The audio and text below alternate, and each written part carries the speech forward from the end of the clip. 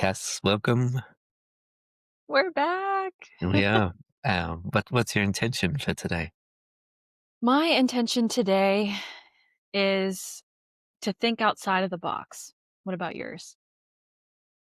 Um, to not be the box. I Yeah, love that. to just like have no box and just be like wherever it goes. There's no lines, there's no wall. Yeah, yeah. Just Nothing. just let's have a conversation. We'll see what happens. But yeah, and it's similar to last time we're present. That's something I've been really exploring in life is presence and authenticity coming from being present and Yeah. who we are is what we experience when we're present, not who we think we are. So we might explore that again later. So today's topic is falling back in love with your craft. And so, Cass, I've noticed on your socials lately that you really seem like you're enjoying what you're doing and you're creating a lot more. You've been popping up on my For You page a lot more. So, which I love seeing. I even saw you doing a live, and so which I haven't seen you do for a long time. And you were the live queen last year. Oh, yeah. Yeah, it's been fun, honestly, and, before we hopped on here, that was literally something we were talking about is falling back in love with the craft, and I view content creation not even just as a vehicle for money, but as truly a craft. Like, I started doing content creation because I liked it as kind of a hobby. It really was my hobby until it became a job. And so, right now, just like with relationships too, when you first start dating somebody, it's all fun and, exciting. But then, like, maybe as time goes on, it's maybe the spark's still there, but you have to rekindle it a little bit. So I feel like I'm falling back in love with my craft and my hobby because I need to rekindle the spark. So that's been my goal this entire time. Like, since I got back on social media after moving, I'm like, I just want to create for fun. I just want to get back into the swing of things and like kind of just go back to my roots of let's just make this a good thing. And I want to talk about the things that bring me joy. So, yeah, it's been interesting because once money's tied to it or once business is tied to it, I'm really struggling with that connection right now. And that's what kind of led to this episode. Mhm. Yeah, we'll come to that. Well, let's have a little chat if you're open. We'll go a little bit Yeah. deeper on that. Yeah. Let's do Yeah. it. So you were saying you've got a lead magnet, which is the creator clarity code, right? Which is an amazing fusion of software, heart, intuition, and content, right? Like you've created something very cool. Thank you. And so that was your lead magnet. And so I'm curious, how does the creator clarity code relate to you making money? I think because it's tied to a funnel. Like I spent all this time and energy setting up a funnel. And I've never really, this is like really real talk though. I've Mm, never had a funnel. I've had an email list, I've had all these other things, but this was the first time I had a legitimate funnel where when somebody gets my freebie, they go through a sequence of emails. And my views aren't going crazy, you know what I mean? But they're doing well enough where I'm getting decent leads from this thing, but nobody's converting yet. And there's almost this instant pressure in the back of my head that it needs to do well because I put time into it, because I put energy into it. It's the first time I'm using this system. Like everybody tells you funnels convert, etc. So it's like I've added this additional pressure to myself that when I go to create videos, if I don't talk about it, I feel guilty. If I don't talk about that tool, I feel really guilty because of the time and energy spent. And also the idea that the money could be made. So I've made these unintentional connections between those things. Whereas that's why I told Ash earlier, I was like, I kind of just want to take it out of my bio, not because the tool's not amazing, not because I don't believe in like somebody taking the course to better use the tool, but because my creativity is completely wrapped up in it doing well. mm, And I don't want that. yeah, and understandably, and that's happened to me as well. Um, so, question for you: does your tool help people? Yeah. People love it. and for free, and I made it for free because I wanted something like this. As weird as that sounds, like, it was something I needed on my journey. I like the intersection of, intuition, technology, and, personality-driven content. I think it's so cool. And then, like, maybe there's a part of me that's like, "Oh, this should have been viral by now." Like, this should have been like, "Oh, it's so unique." And then it's not doing what I want it to, so I'm like, whatever." And Mm, there's that insecure part of me that thinks that way too. But mhm. then the secure part of me is like, "Oh, but remember we showed up to social media to as a form of expression and as a hobby. This this thing is an added bonus." So the duality is always there, but this time the insecurity won a little bit. Yeah, yeah, yeah, and because what I hear there's cast time, there's universal time, yeah? Cast time comes from the mind, universal time, it is, yeah, and so is your mind attaching to how long things should take and what the results should be? 1,000,000%. And I think that comes with, and this is actually in my tool, it shows like I am a very impatient person with the things that don't matter. You know what I mean? So like when it comes to like my family and my friends, I have all the patience in the world. When it comes to my own stuff, impatient. And like I don't like traffic either. But with most things, I need things to happen right away. And I think a lot of people can relate to that too. Like instant gratification is something that we're used to seeing, like Amazon delivers in hours. Like if you live in the right place, you can get something in hours. That's ruined my idea of what good shipping is. Same thing with like business concepts. Because I blew up so quickly and waited to monetize, I expect every monetization opportunity to be the same way. And that's just not always the case.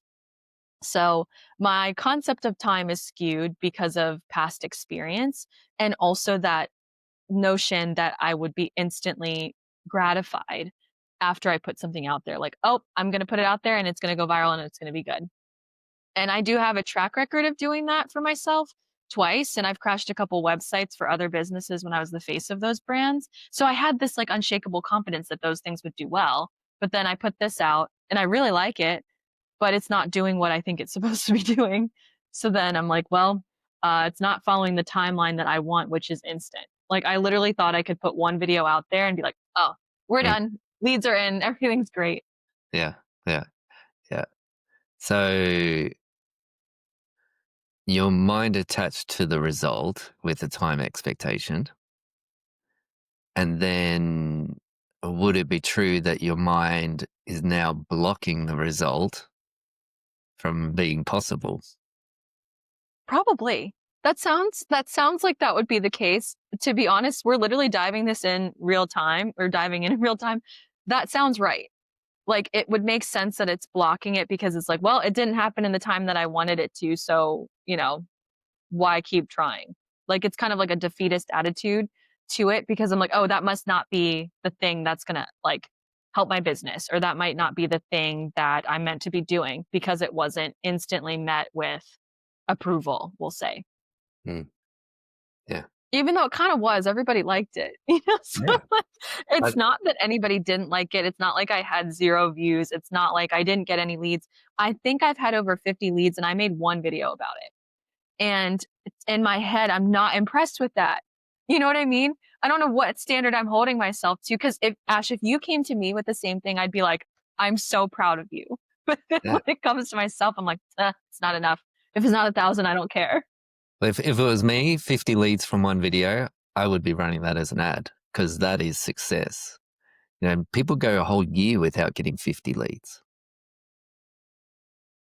Mm, And thank you for saying that. Cause like, I think I need to start talking to myself as a friend because I would say the exact same thing to you. Like, I know that to be true, but it's the standard that I have for myself of like, well, it should have been more, mm, you know? And it should have been more in a shorter amount of time. I don't know where this graph came from in my brain, but it's almost like this is my expectation for myself and it didn't get met. yeah. And then it's like, okay, what's wrong with the offer? What's wrong with me? What's wrong with how I'm communicating? And often what happens then is people come out of their authentic self. Yeah. Whereas the pathway is authenticity connects. Yeah. And showing up across time connects. Hmm. So with your offer, it's like people keep seeing you talk about it. And, I've got this heater here. And I talk about this in my masterclass, my messaging masterclass. Right. See this little heater? It, it was this ad on YouTube, and there might be other people that have bought these things.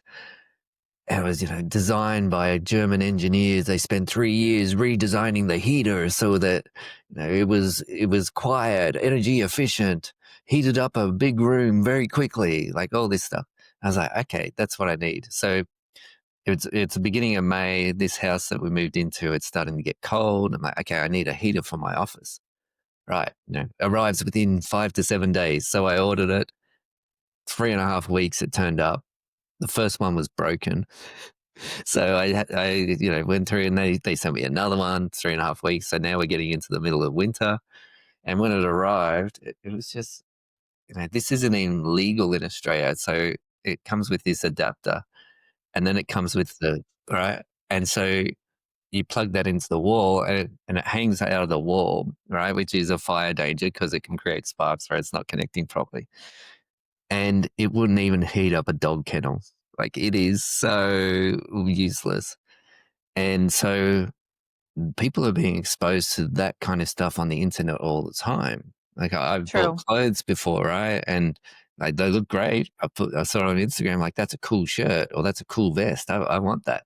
And they arrive, and they don't even have the same length sleeves or the quality of Or the it's like material. children's Yeah. sized. It's a Yeah. large, but it's Yes. children's Yeah. size. You put it on, and it's like, whoo, wearing a little crop top. And yeah, that's why people don't trust. And so that's been happening billions of times on the internet. So connection across time has become really, really, really important. So it's like, okay, I see you, you get me, you can help me. Those three things. So I keep seeing you. You speak my language. You're on the level. I trust you. Okay, you can help me. And it's just that takes time. Um, and most people think one video, one video. However, 50 leads from one video is absolutely extraordinary. One organic video, I would so be running that as an ad. I think we talked about that in the last episode too. I really should. And it's just like, and that's a video that I just didn't even want, I felt forced to post it. But then again, to be fair, it was me excited about the tool, Hmm. but I felt compelled to create that because it was marketing my tool. So there's this like obligatory nature of creating content based on like what you're selling. You know what I mean? Like, and you do really well with aligned messaging. So I'm curious what your thoughts are on that too. How do you position yourself authentically when you also should probably shout out the things that you sell? Like, is that hard for you? And you do it really well. I just figure our listeners would benefit from understanding what your thought process is. Not selling, I'm helping. Yeah. And value, when people perceive value, we exchange money, right? Like that's the symbol of value exchange. Value exchange has been around for as long as humans have interacted with each other. I found this cool plant. Oh, you have a piece of timber. Thank you. Let's swap. Yeah. Even little children do it. Oh, I picked you a flower. Right. And we go, oh, thank you. And we give them a little hug for the flower. Value exchange. Right. So money is just a value exchange. And there's been all these connotations around it being evil. It's not evil. It's just a symbol of exchange. And yes, people that do evil things are using it to exchange their values and what they value, but it's a human thing that it's exchange. So a fantastic book on this. Love Money, Money Loves You by Sarah McCrum. Yeah, fantastic book. And so talks about value. So what you're doing with your tool, you're creating something of value. Mm. The mind got in the way that it should have been this, should have been that, despite having extraordinary success. Yeah. And, if we were doing a proper coaching session, we'd be, go into the heart space and explore the heart space, right? Because from the heart, it clears everything. Yeah. Um, but yeah, it's the mind's attachment to the time and the result that is stopping you from getting the result. It is the attachment. So, how would one detach themselves from from a result? The Well, awareness helps. yeah, I think the awareness helps. yeah, just knowing it's the mind and knowing the mind is lying to you, right? Because it's gone into, as soon as it goes into attachment, it's going to ego, right? And it's going, but what it wants for you is the best outcome, right? Wants you to be safe, it wants you to be prosperous. However, your heart created that video and the tool from inspiration. Yeah. And then the mind comes on top, right? And it's like trying to control the situation. So, as you said, being aware of that, that's what's happening. Then you can start to go, okay, well, do I choose to believe the mind? Do I choose to let it stick? Do I choose to take other actions that will show me in hindsight how wrong the mind was? And so, well, one of the ways is just taking action. So, okay, back yourself with your tool. Keep sharing it. Run an ad on that video. They got 50 leads, right? Hello, like seriously, 50 leads from one organic video is amazing result. I don't think I've ever got. Oh yeah, I would have got that. Um, but yeah, it's rare for that to happen. Yeah. And it's funny because the video, I think, is still sitting under 1,000, and I'm sitting here, like, mad at the TikTok algorithm, as most creators, do. We like to blame the algorithm, and it's just, like, I think the algorithm is reflecting back to me other things, and that's, like, a whole different topic, but staying on this topic, it's almost like the fact that it got 50 leads and it's sitting under 1,000 is something that I would be so proud of if it was my friend. You know what I mean? But if it's me, then I'm like, "Oh, well, it's every single person should have downloaded it from the video." But I agree. I think my mind believes that it should have done something different because of past evidence that it has. But and like you've said, like, it doesn't need to, like, go viral to do well, and also, I know that it didn't need to go viral to do well or to run ads. I think I should run an ad, I think it'd be fun, but it's just further gratification for the future of creation of, like, well, even if something does hit under 1,000 views, people are still listening. And I think we forget about the weight, and, like, I'm always humbled by this too. 1,000 people listening to a video is a big deal. 100 people listening to a video is a big deal. And I, like, need to, like, get my ego off its high horse and be like, "Hey, look, like, 400 people's still a lot." So managing those expectations is something that is always really humbling because, like, the highs are really high and the lows feel really low. So, like, how do I maintain a neutral outlook on that so I can lean more positive? Because sometimes, like, when the lows are really low, I'm like, well, it makes you want to quit. Not in a bad way. I'm not saying I want to quit social media, but it does make you be like, well, does it really matter if I show up? But it Mhm. does. This is definitive proof that it does through my story. Yeah. Yeah. And the neutral outlook, that's a misguided expectation. How about you just let yourself be human and be shattered sometimes and be elated sometimes and be neutral sometimes and, you know, leaning towards shattered and leaning towards elated and just let it all come and go. See, I wish I had your voice in my head instead of my own. Like, Oh, no, you're a no. lot No, nicer you to don't want me that. than I You don't want that. You know, it's, I think what yeah. I've learned from this experience, though, is that, like, when you are and I've said this, like, 3 times on this episode, but I say this a lot to myself in this season, like, I need to be nicer to myself, and I also, like, I need to start approaching these things as, like, how would I advise Ash? How would I advise another friend if they came to me with the same thing? And I need to start speaking to myself in that same way. Like, of course, allow myself to be shattered. I definitely threw myself a pity party. But then I was also really excited when another video did well on another account, right? So like, um, yeah, I think riding the waves feels very lonely and very hard, but um, you can be your own friend in those things too. And like, I've just learned that I need to be a little less mean to myself. Mhm. What's harder, riding the waves or not riding the waves? Oh, yeah, definitely not riding the waves. Like, life's so boring when you Uh, don't. yeah, yeah. So then it's like, okay, can you bring in gratitude for having waves to ride? Yeah. Thanking the waves. Hmm. Yeah. It's part of creating from your heart and sharing from your heart and living from your heart and creating this content. There's going to be waves. That's nature. That's nature. There's droughts, there's floods, there's windy days, there's still days.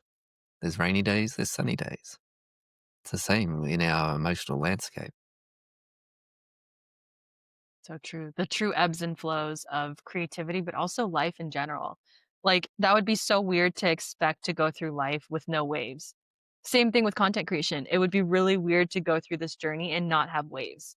And some people, myself included, I'm not taking myself out of this bucket. They hit the low and they're like, but I was high. Like, I was up here this whole time. No, you weren't. You know what I mean? You might have hit a high one time, but you come back down. And like sometimes it's like a steady neutral, but there's so much to be grateful for in the content creative process and the creative process in general. So when leaning back into like falling back in love with the craft, I think that really helps when it comes to the highs and lows, because if you love what you're doing, that really helps with the seasons. And like, yeah, I think that that's really helped me have a better, like more clear picture of where I want to go with this. Um, and even if I didn't have a clear picture, it would be fine. But I know what I love. I know what I like to create, and I wanna keep doing that. So I keep showing up in the name of the craft as opposed to just specifically for the leads too. Mm, yeah, and there's the gold, right? Keep showing up for the craft instead of the leads. Mhm. Like, if you do that, your craft is gonna improve, and guess what's naturally gonna happen to the leads? Yeah. Hmm? And however, you're already getting 50 leads from 1,000 views, right? So that's an extraordinary result. And when you niche down, that's what's gonna happen, right? And so with a business head on, I would say you have a phenomenal resource in that video. Phenomenal. And putting the business head on is okay, exchange of value. Okay, well, I'm going to pay for an ad. I'm going to pay and run that as an ad, which is an exchange of value with the platform. Yeah. Because it resonates with the people that you want to connect with. Yeah. Going viral resonates with a big audience. Yeah. Whereas there's a very specific avatar of the people that you want to work with. So it's likely that's not going to go viral. So people focus on those numbers all the time, thinking that that's success. The leads Mhm. are the success. All right. It's the people Exactly. emailing, contacting, following. They're the levels of success, not the views. Yeah. You want the And lead? yeah, Hmm? it's so easy to get caught up in that specific vanity metric because you make it mean something about you. Or your offer, your business, what you've said in the video, your appearance. And I think that's why everybody, and there's also like a lot of gurus and people on TikTok push that notion that views are what matter. But you're right, it is at the end of the day, from a business perspective, the leads are the win. And that's why some of the most successful people on TikTok just have things that link to other resources that don't typically have a price tag. And, like, we'll leave the influencers out of it that, like, make money on affiliate sales, that's different, but in theory, you still feel like you're getting a freebie from them, but mainly the company that's, like, offering the affiliate link is the winner because they're getting all this data. That's definitely a different conversation for another day Hmm. too about, like, the data collection and all that, that's so cool, Yeah. but I'd love to also have that yeah. conversation. I'm going We to make a should do note. that because there's so much, especially with ChatGPT and, OpenAI and TikTok's connection now, like, Hmm. our data might be a little bit toast, but either way, like, the lead capture is a win. from a Mhm. business perspective. From an ego perspective, it doesn't feel like it. From a business perspective, it does. Yeah. Yeah. And so it's like, okay, run a business, right? Put some value into the video by putting some money into the ad. Exchange value with the platform because that's why it's there, right? It's an exchange of value. It gives you exposure on its platform. And so you can get more exposure by putting some money into it. Then you get your leads, right? You already have a really successful video. Like that, just let that land. It's a successful video. And I love this idea of success, which I got from this lady with a PhD in neuroscience. She said, success is taking aligned action. That's it. Yeah. You took True. aligned action. That's true. And, like, I think a lot of different there's a lot of schools of thought. There's the neuroscience approach, which is the success is aligned action. Also, the people that talk about manifestation, you know what I mean? They're like, you want to become somebody new, just literally take the action of that person, that ideal person. And same thing if you want to advance in your career, like in a like outside of spirituality and stuff like that, you just have to take the steps towards getting towards that goal. If you want to be a vice president, you need to start taking on vice president responsibility. It's the same thing. If you want to be a marathon runner, maybe you should start running if you weren't running before, you know? So I think it's the same thing. If you want to be a content creator, you have to create content. And that also comes with the ups and downs. If you want to be a business owner, you have to run a business. That comes with the ups and downs. That comes with the insecurity of maybe I don't know how to manage this, or maybe I'm really good at that, and the juggle. But duality always exists, and I think sometimes people see the highlight reel of somebody owning their own business or being online or being a content creator full time and thinking like, "Wow, their life is so easy." But it's because nobody documents the duality, right? Because who wants to showcase like I'm doing my taxes behind the scenes? Like nobody Mm. wants to do that, Yeah. right? So, Yeah. yeah. And personal example, gosh, I've worked, I don't know. I've worked every day for months. You Um, have, for I've sure. had time off and during those days, but there hasn't been a day that I haven't done work. But I love it. But it's also, I mentioned droughts and floods before, right? At the moment, there's the flood of work. I woke up yesterday morning, and because we've got all our systems in place and things like that now, I woke up yesterday morning and went, ah, okay, the systems are in place, the systems are working. And so for you, with your video with the 50 leads, you can run that as an ad. Know that you have a lead generator out there running for you and create the videos you want to create. Yeah. It's like, okay, Yeah. how does that sound? Having that freedom where, okay, there's leads coming in. I'm just creating what I want to create. It feels so much more expansive, and also it does feel like freedom because the other ideology or the other way of looking at it felt very constricting. It felt very like I was a bird in a cage, of like, I don't wanna just talk about this one thing, but you're right. I think everything that I talk about is somewhat related, right? So it's not like it's super far off. Occasionally, I will put a funny video of, like, myself on my page, but for the most part, it's all related. So it it only benefits me to have that there as opposed to take it out of fear that it's not gonna perform the way I need it to or want it to. Mm. Yeah. And by your nature, who you are, right, the more time people spend with you, the more they like you, the more they trust you, the more they feel like connected to you. And so that's people require that to come in. They're looking all the time, it's just human nature, trust signals, because we're evaluating people all the time. And people will say, well, you shouldn't be so judgy. But it's human nature to be on alert to protect the tribe. So if we feel somebody is a threat, then not to come near our tribe.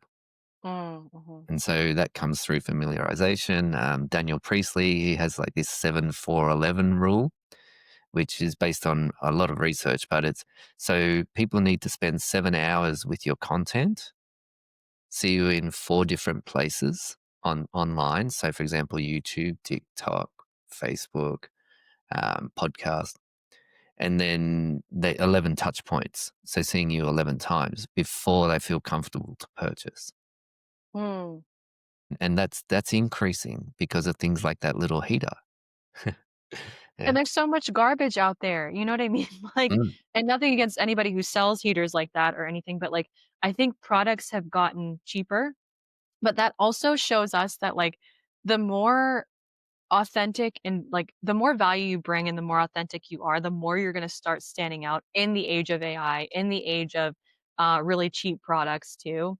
And I think that's like, I've been so not happy with TikTok Shop and not enamored by it, and for anybody listening that sells TikTok Shop, no judgment. I've just never liked it even when it came out, because I think it's a distraction. I think it's a distraction from you getting, like, so deeply rooted in what you want to create for the idea of quick money. It's quick products, it's cheap plastic, and it's quick money. Of course, you want that.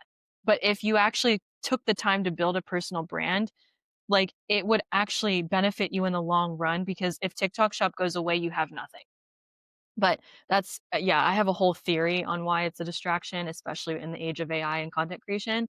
But all in all, like, the more you tap into what makes you feel joy and happy, um, that's gonna make content creation a lot easier, because a lot of content creators will come to me that do sell TikTok Shop and be like, "Oh, I'm just so burned out." Of course, you're selling like 50 different products in one day trying to make 50 videos, but there's no semblance of a personal brand or personal purpose. So of course you're gonna burn out even faster than a typical content creator that's just marketing their own products and business.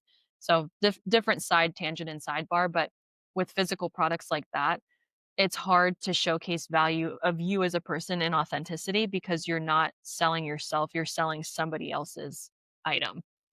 But yeah, that heater is just it reminds me of TikTok shop stuff.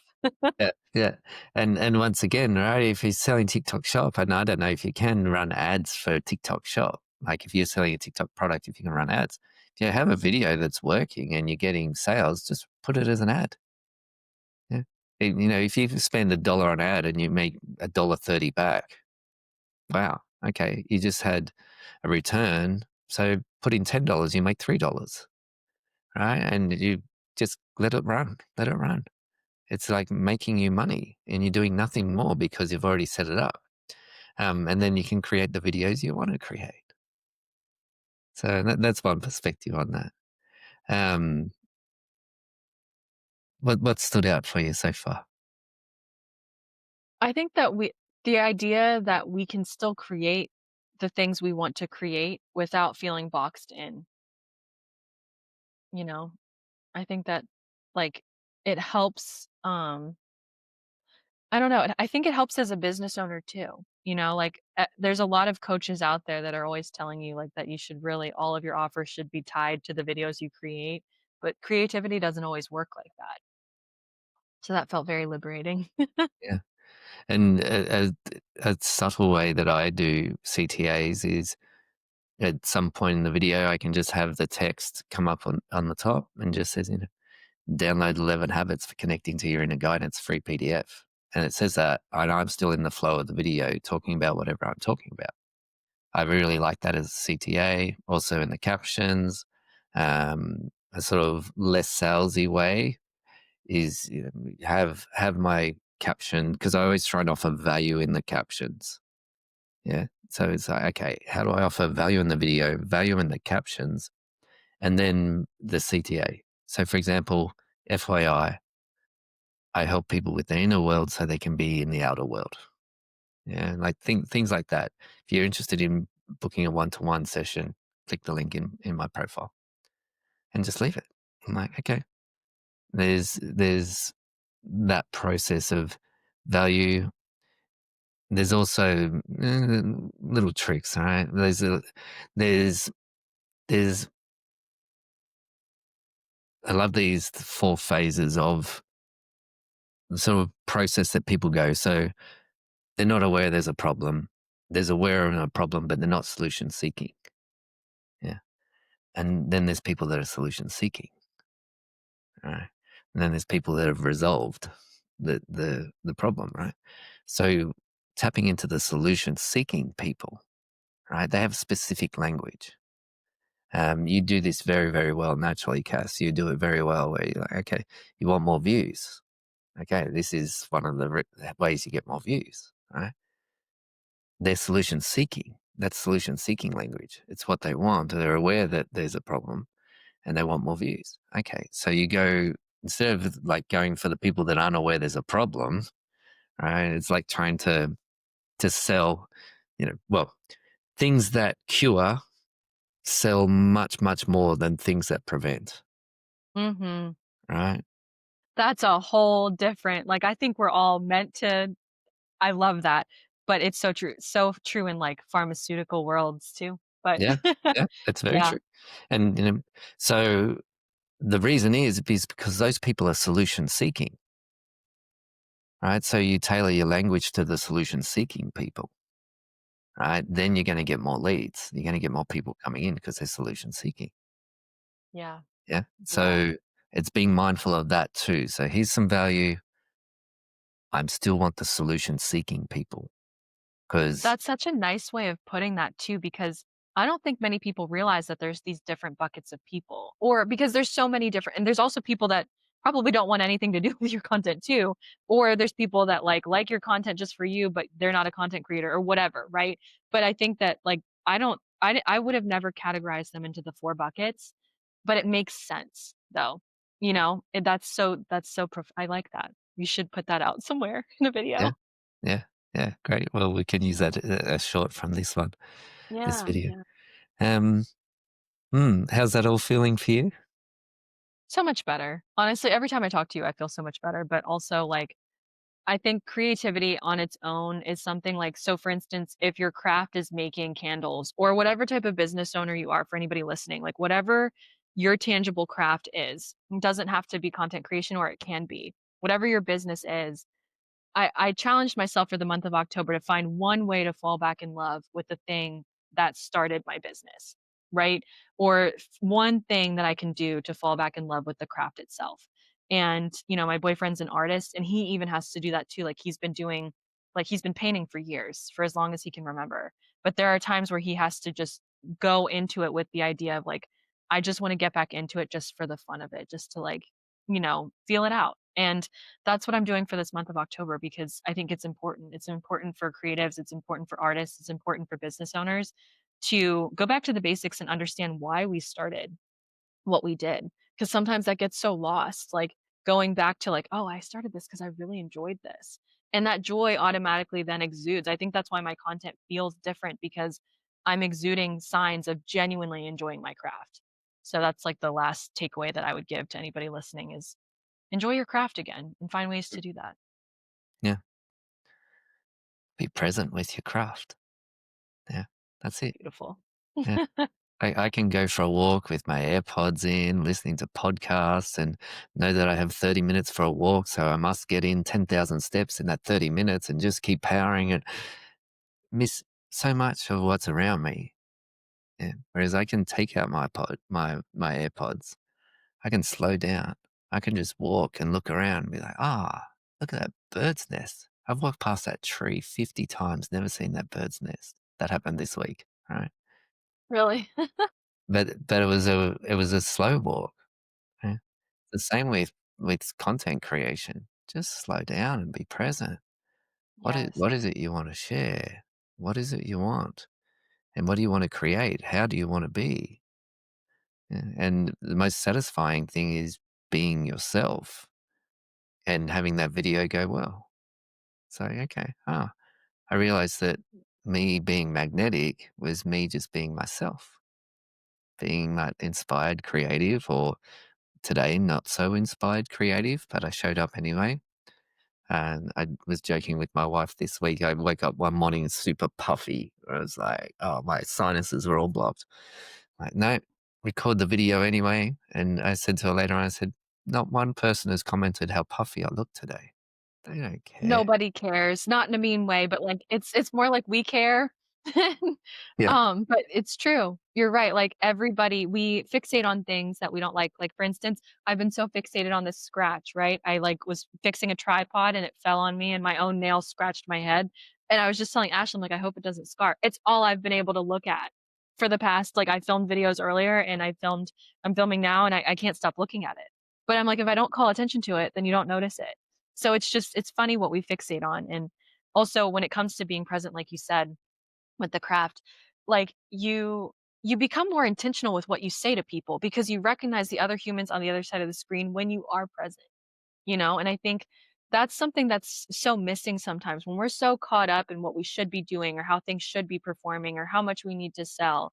We forget that the whole reason why we're there is because there's other humans on the other side of the For You page that are going to be watching this. And I think sometimes that might be a good episode too of like humanizing that experience for them. And the reason why authentic content does really well is because you're able to tap into the humanness of another person. And yeah, there's bots, right? But like it's so beautiful when you're able to do that. And Ash is so effective in that. And that's something that I aspire to do as well, is to make sure that that other human on the other side of the screen feels like I'm there with them, and that like they're not alone or that they can feel good about themselves. So the more you can humanize somebody else's experience on social media, you will never hurt for leads and you will never hurt for like clients or anything like that because people can feel that, but more than they can feel your desperation. Yeah, yeah. Desperation, it makes people move away. Mhm. Yeah. And they sense that. I even look at back to some of my old videos when I was kinda going through it, and I look at that and I'm like, I feel desperation seeping off of that. So while they might not see the vanity things of puppy eyes, the scratch, whatever, they feel when you need it to do well. And sometimes they wouldn't verbalize that because they don't it's not always a conscious awareness thing where they're verbally being like, "Oh, this person's desperate. They're a used car salesman," whatever. But you feel it. And, like, I challenge you, when you go on the For You page, you can tap into the energy of any person on there, so be careful, and that's something I'm doing in October too. I'm creating more than I'm scrolling. I made myself that promise because that scroll impacts my own little creative bubble. So, yeah, and that also makes you compare yourself more when you scroll more, so Yeah. Yeah, and it can be more overwhelming because you're getting so much information. Yes. Depending what the information is, it can generate anxiety. It can also generate inspiration, right? But it's it's a very, very different experience. Social media as a creator versus a consumer. So, Consumer. so Yeah, and also when I've done this for, like, 3 days now where I haven't consumed more than I've created. So even if you aren't a creator on social media or you are creating, it doesn't matter. I realized how much more present I've been in personal relationships offline. Like I'm able to respond to text faster, which I was like not great with. And I'm just more present in conversation too, where I'm like actually reading body language. Whereas when you're spending, 7 hours on TikTok, not saying that's what I was doing, but it could have very well have been 7 hours. Like I was so emotionally and mentally drained that I didn't have the mental capacity to carry on normal conversations or to text people back in a reasonable time. So it's just funny how quickly I think I spent so much time online in the name of research for my business, when in theory it was actually really hurting my creativity to begin with. mm, you want to hear a cool thing you can do if you spend a lot of time on social media? Yes, always. I know you do, right? Like I positioned it that you had to say yes. Of course. Like I'm Yeah, dying to know because I I'd love really to I know a have been cool off. thing. So, I did this a couple of weeks ago for a few days where I set my phone to monochrome, so grayscale, right? So it's just black and Mm, white, right? My whole anything I looked at on my phone was black and white. Social media was way less engaging, right? I'd literally go on there for 5 minutes or 10 minutes and go, and then I'd go, oh no, okay, oh had enough, turn it off. It was amazing just by doing that. So if you are having difficulties managing your social media, put it to black and white. Just have a I little love play. that. And it's cool too because you see videos differently, you see your own photos differently. And I only turned it back on because I was editing my own videos for socials, right? And I was like, oh, Yeah. I need to be able to well, I don't need to, but I choose to do the color scale and have it looking the way I like to have it. And so then I didn't turn the black and white back on. And it just reminded me now that it made a huge difference to my consumption because it's not so stimulating. It's a very, very different, subtle twist for the brain. It shuts off the dopamine release too, because color turns that on, you know what I mean? But Mm, I noticed that, like, you can be on a dopamine loop, and the reason why I'm sharing this too is because it's super helpful. Like, I realized being off of my phone, like, obviously I have it for texts and calls and stuff and, like, when I'm working, but when I've noticed that I was reaching for my phone when I felt uncomfortable with the work I was doing, right? So, like, if I'm, like, doing work on my laptop, I reach for my phone and I instantly go to click on TikTok. And I realized because it makes me feel better about my day, right? It's like a dopamine loop. And the same thing goes for snacking too. I instantly, like, when I start to get stressed out, I instantly either wanna scroll my phone or I wanna go get a snack. And I'm like, "Oh my gosh, they're related. It's all one big dopamine loop." So I guarantee you, like, if that's something similar for you and, like, I think it happens to a lot of people, if you take away social media just for a day, just to try it, you realize how quickly you reach for your phone when you're uncomfortable or whatever the sensation is for you. But I noticed for me, it was feelings of stress and discomfort. Those were the things that had me reaching for my phone because I used TikTok to decompress. So it's really cool to be aware of that now because now I'm like, wow, there's so many other ways to decompress that aren't social media. So it's been interesting and I'm excited to see what a whole month. Maybe we'll circle back on this after a full month of like a little update on what it's like to do that for a whole month because I feel so much better and just feel more mentally with it. And I'm more present with my craft as related to this episode. I feel so much more present with what I'm doing on TikTok and the people that interact with me.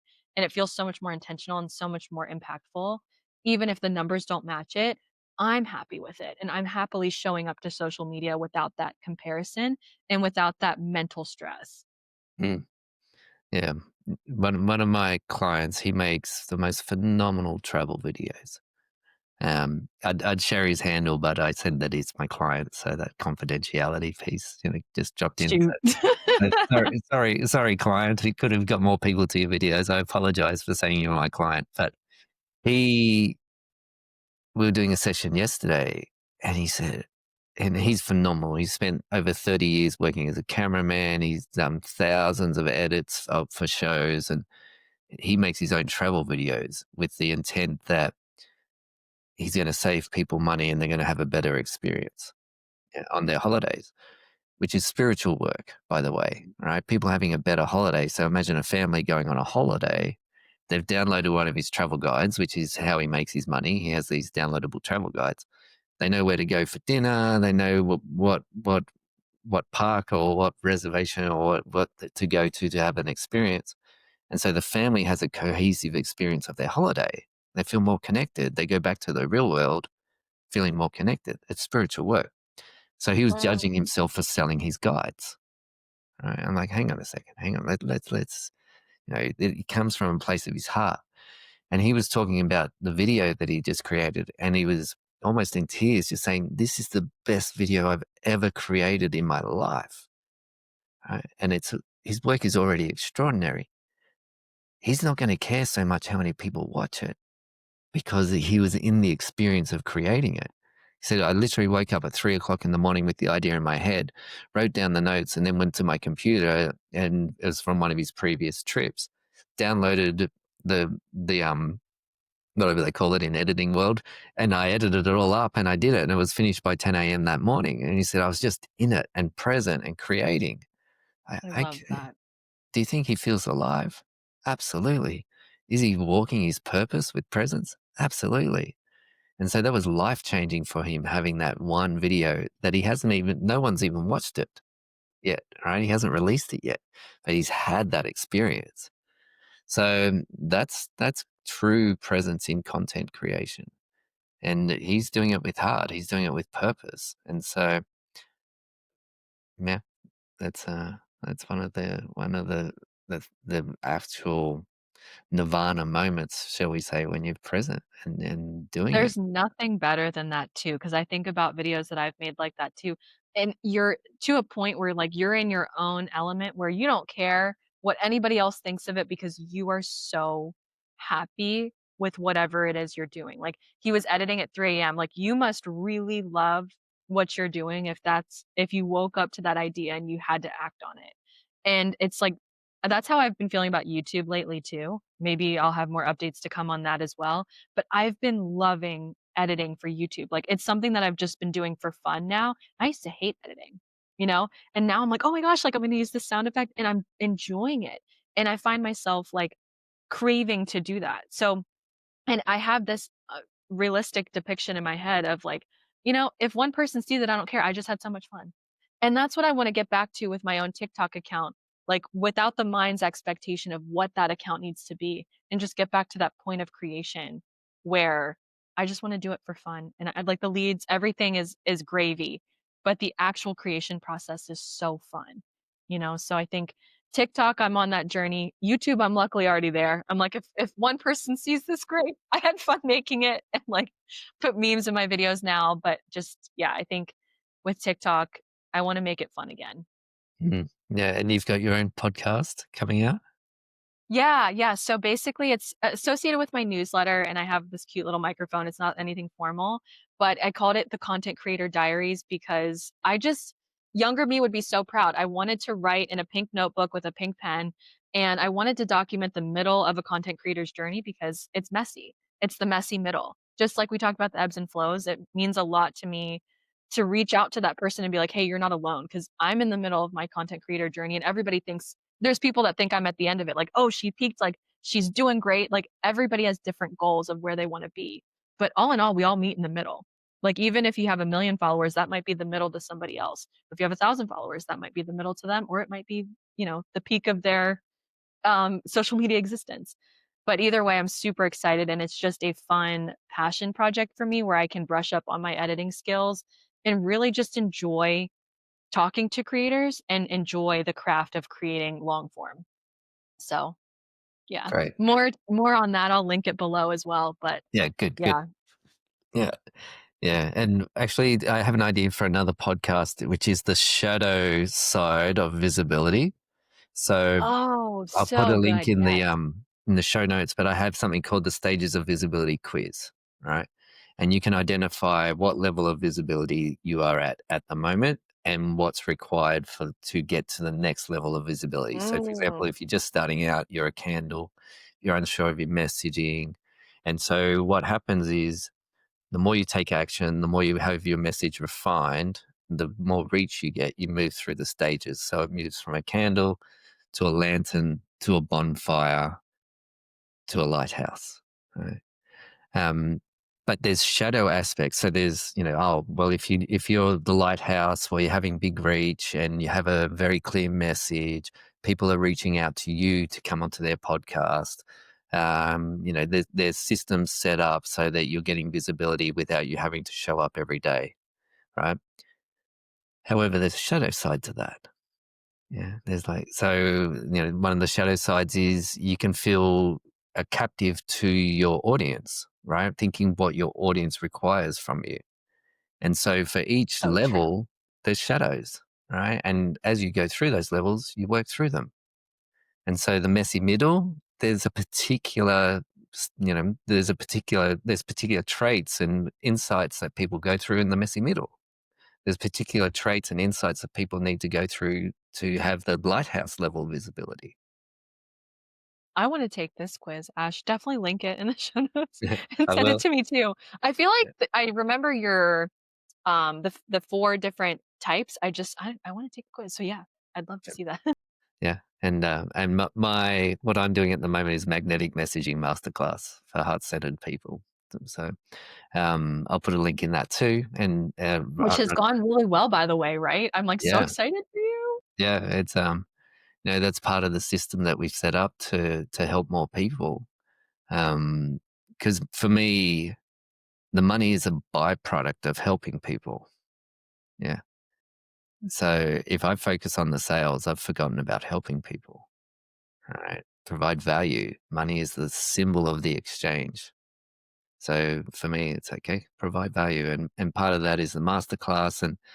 And you mentioned before about funnels, right? I don't do a sales funnel, I do a sales pathway. And so people can come onto that pathway and leave at any time and they will benefit along the path. Yeah. So there's free, then it goes into if you get a lead magnet, right? Or if you come to the masterclass or you take the quiz, right? They're following a pathway.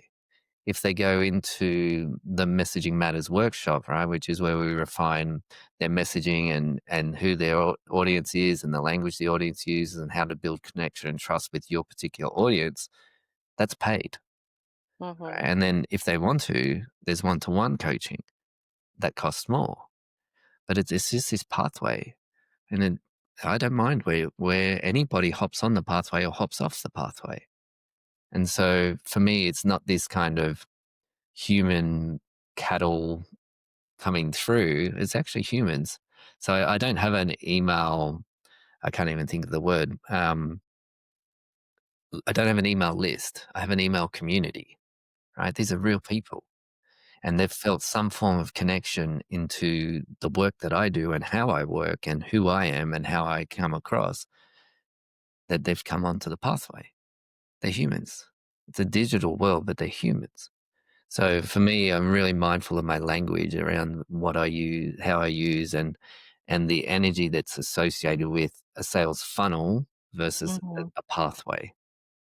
I like that so much better, and it feels more human, like you said, like, it's because I think a lot of the sales jargon comes from people being numbers, right? And they're more than that. They are a community, and I think about my email list community, etcetera, like, those are real people responding, and those are real people watching my stuff, which is so wild to think that, like, that's even a thing still, you know?